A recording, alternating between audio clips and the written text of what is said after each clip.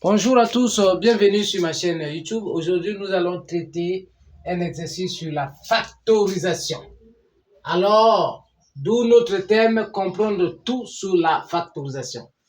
Nous avons choisi un certain nombre d'exercices qui vous permettraient d'aborder les différentes identités remarquables. Alors, ça sera très facile pour vous d'aborder un exercice sur la factorisation.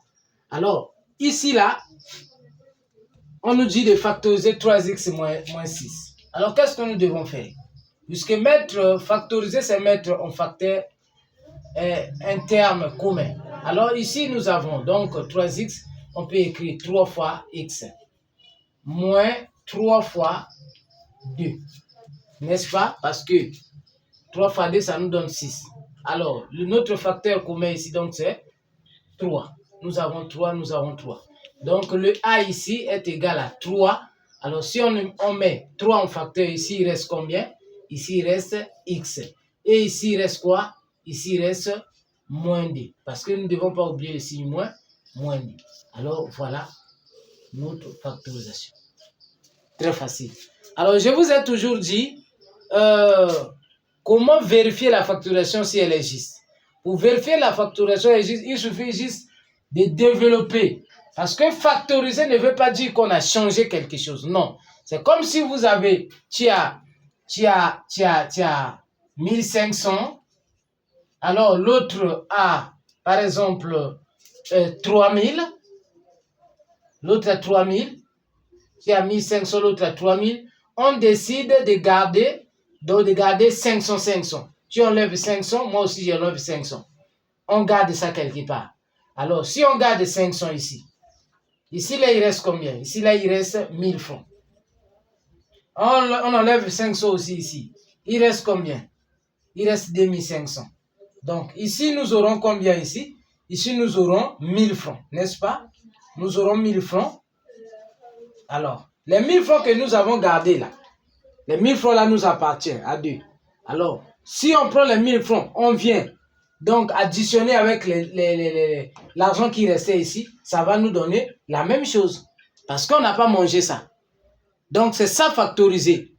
On prend les choses qui se ressemblent, on met en facteur. Mais cela ne veut pas dire qu'on a changé l'expression. L'expression reste la même, n'est-ce pas? Voilà pourquoi je vous ai toujours dit, pour vérifier, il suffit juste de développer l'expression factorisée. Parce que ici, là, si on essaie de développer, vous allez remarquer que nous allons revenir ici. 3 fois x, ça nous donne 3x.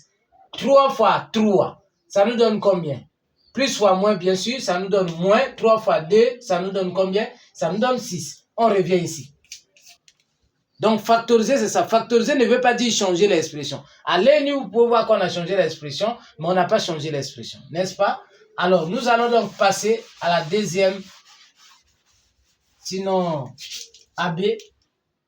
B est égal à quoi? X carré moins 9.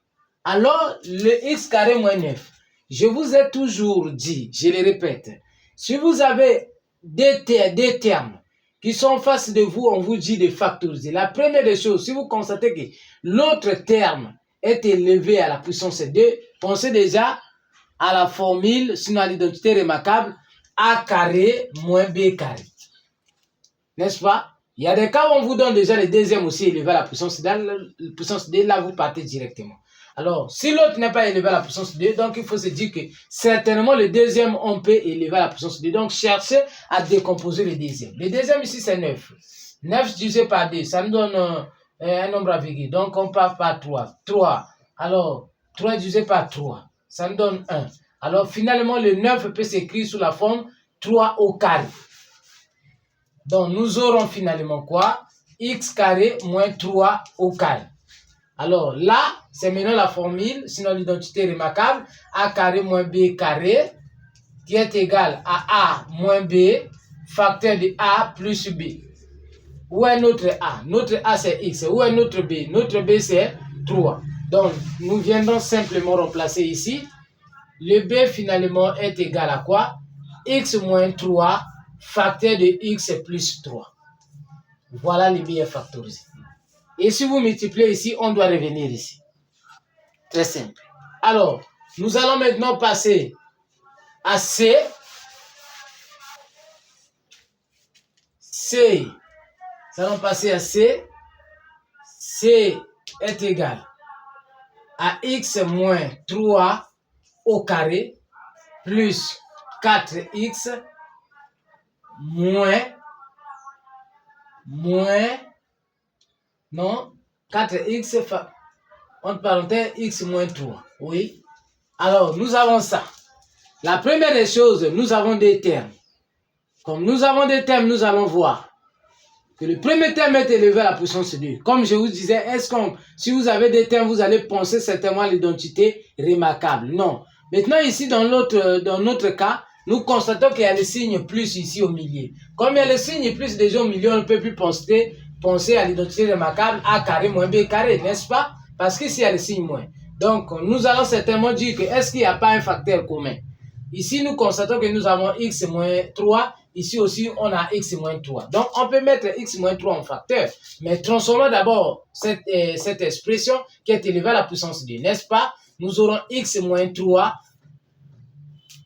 facteur de x moins 3. Pourquoi? Parce que l'exposant là veut simplement dire que nous avons x moins 3, x moins 3. C'est comme si on avait a carré qui est égal à a fois a, n'est-ce pas? Alors, nous aurons ici plus 4x facteur de x moins 3. Alors, simplement, nous constatons que nous avons x moins 3, x moins 3. On peut mettre ça en facteur. Nous aurons finalement quoi? X moins 3, entre parenthèses, attends, on protège d'abord par un crochet parce qu'il y a les parenthèses là. Et nous allons mettre, et x, ici il reste x moins 3. On ferme. Ici, là, il va rester quoi? Puisqu'on a déjà mis x moins 3 plus 4. X. Alors, simplement, nous allons donc dire notre C. On peut ouvrir d'abord la parenthèse, le crochet, x moins 3. Oui, nous aurons finalement quoi? X moins 3 plus 4x. Voilà. Ici, nous allons maintenant faire l'opération. X plus 4x, ça nous donne combien? X plus 4x, ça nous donne 5x. Donc, nous aurons x moins 3 facteur de 5x moins 3. Voilà. Dans ce cas-ci, si tu veux vérifier, regarde. Si tu veux vérifier dans ce cas-ci, ce que tu dois faire, c'est que c'est quoi? Ça va te prendre du temps. Tu développes ça. Et tu développes ça. Tu développes l'expression originale, tu développes l'expression factorisée. Vous allez trouver la même réponse.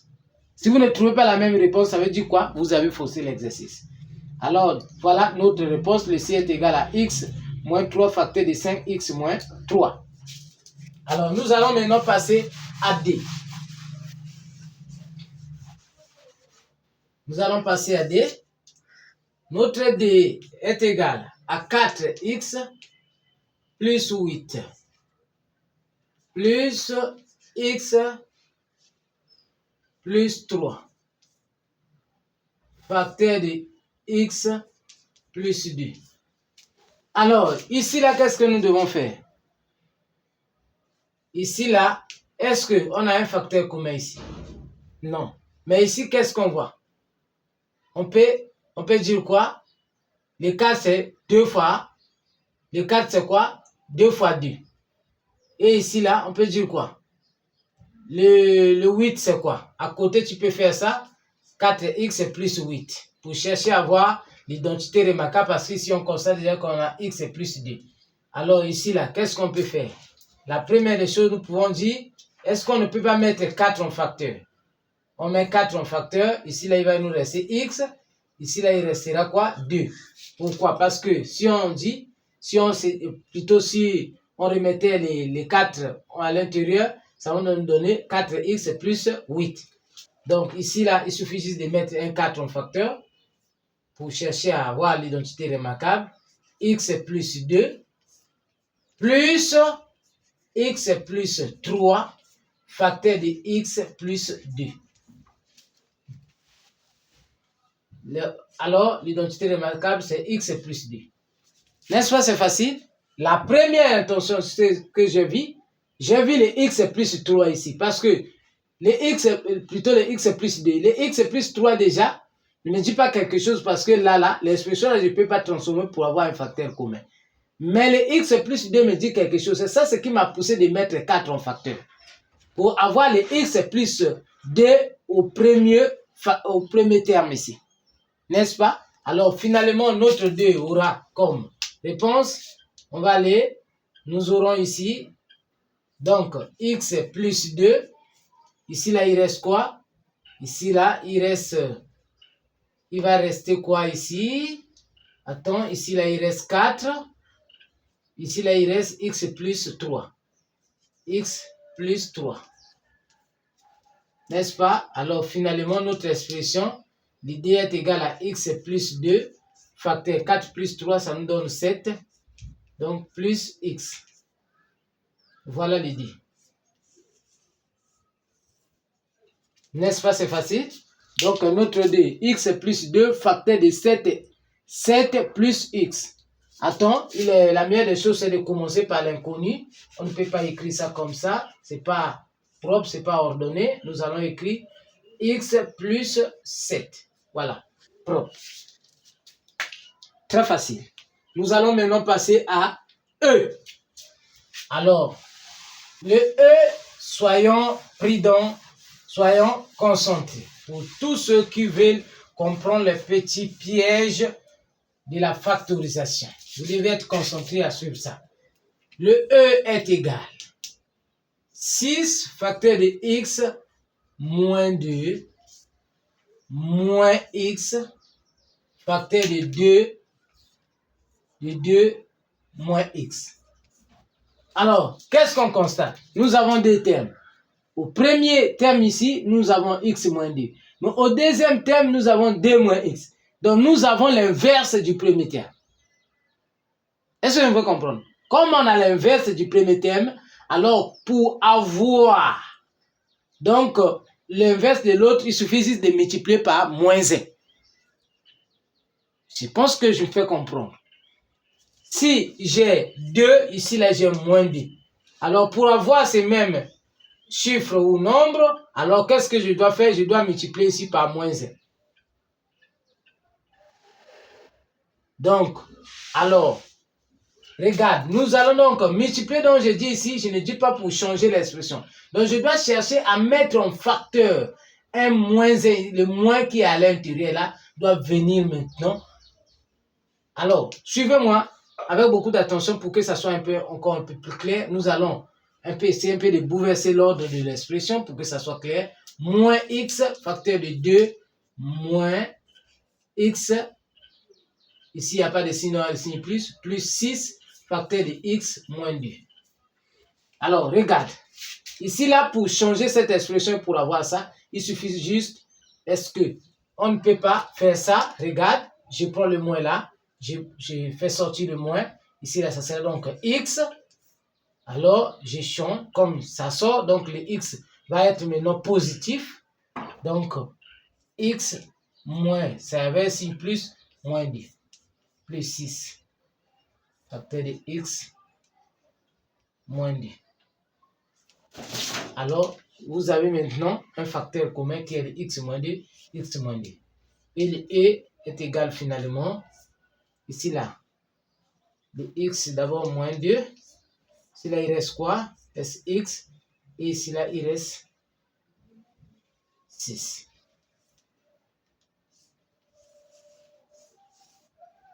Très facile.